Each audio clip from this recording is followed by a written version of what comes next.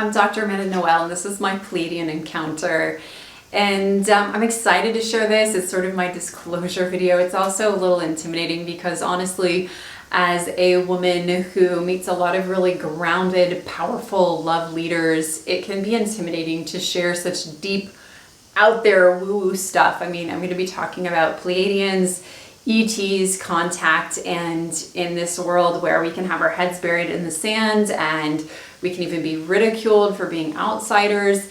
I'll just share that this comes with deep joy and also some tenderness. So when I first started learning about starseeds, it was back in maybe 2007, 2006. And the first theme that I had with contact was that there was synchronicity, there were soul family members coming into my life, and there were messages that weren't coming in from a channeled source, that wasn't having ETs beaming me up on ships. It was really gentle. And I'll just have to share that at that time in my life, I was really excited, but also terrified of meeting angels and ETs. I remember at that time in my life being super passionate and curious, and also equally amount terrified of the spirit world. I was being guided by my higher wisdom to participate in mystery schools, to meditate. Every day I was meditating a couple of hours, and I was accessing higher wisdom, and it was like, is this real? Oh my God. It felt like I was going through this deep awakening. I was, and I know so many of us are going through these next layers of awakening. At the time, I was fascinated with all things metaphysical, with knowing about past lives. Are there ghosts? What happens when we die? And just before that, I moved back from Shanghai, China, where I realized that almost everybody there believed in incarnation cycles. My corporate boss at PricewaterhouseCoopers believed that certain high-end hotels in Singapore were haunted, and he's like, yeah, everybody knows about this stuff. We all believe in feng shui and ghosts and energy. And I was like, oh yeah, in the West we're just starting to open up to that. And I realized that there's a whole world out there I didn't necessarily understand, or that I had deemed as fake and just not real.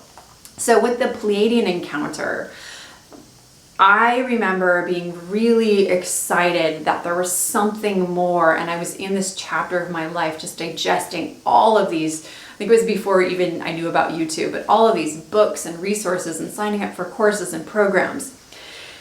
And so that is one of the signs that you're being contacted from the other side, is if you feel a calling and you start hearing about ET groups, if you start popping open videos with synchronicity, or you meet someone. For me, the biggest sign that I was a Pleiadian is it started coming into every workshop I went to. There would be someone that's like, oh my gosh, you're a Pleiadian. And I was like, what? You're part of the Pleiadian group. You're my soul family. And when they would say it, my mind would go, what the frick are you talking about?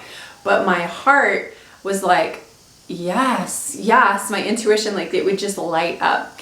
So if somebody tells you you're of this group and you don't believe, it doesn't resonate, throw it out. But if you get the full body, whoa, like your mind is just blown, then you just might be of a particular ET group.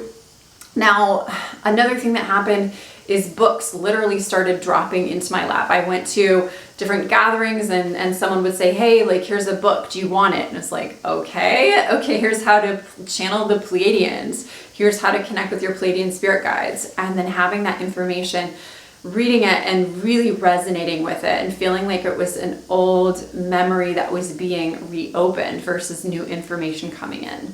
So different authors came into my life, different teachers, and really just blasted open all of this wisdom. I'd say one of my first contacts with the Pleiadians came in a channeling session. So I was at a mystery school. And like at my mystery school, Aphrodite University, the students do readings for each other, they channel for each other, they teach each other in exchange. And so my dear friend, who had been one of the first people to tell me, you're a Pleiadian light worker, and I was like, what's that? And she's like, oh, the blue planet, the Seven Sisters. I'm like, what are you talking about? She sat down and she was reading my aura, and she was just like, she started channeling this information, and she's like, you are a Pleiadian, you are a starseed, you've had a really hard time fitting into the social fabric and the matrix here, and you're here for a purpose, you're on a mission, and you're being supported by this soul group. And I was just like, chills, you know, melting. And then she shared some of the history, and she was getting all these visuals, and she's a very clear medium. And to me, it was like, I could almost see what she was seeing. I could feel what she was feeling, and there was a deep knowing there.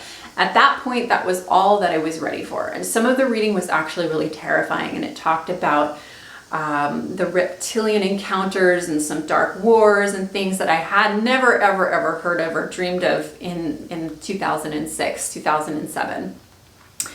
And yet it resonated with my soul. I was scared to know more. It felt very fairy tale-ish. It felt very surreal, like it was another reality that wasn't really mine, like kind of the dream time how we're like, oh yeah, I had a dream last night about eating a cheesecake while walking my dog while teaching a class.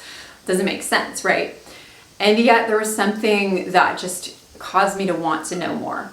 So I'm going to share about a more real ET encounter that I had with the Pleiadians. So I'll leave that in another video.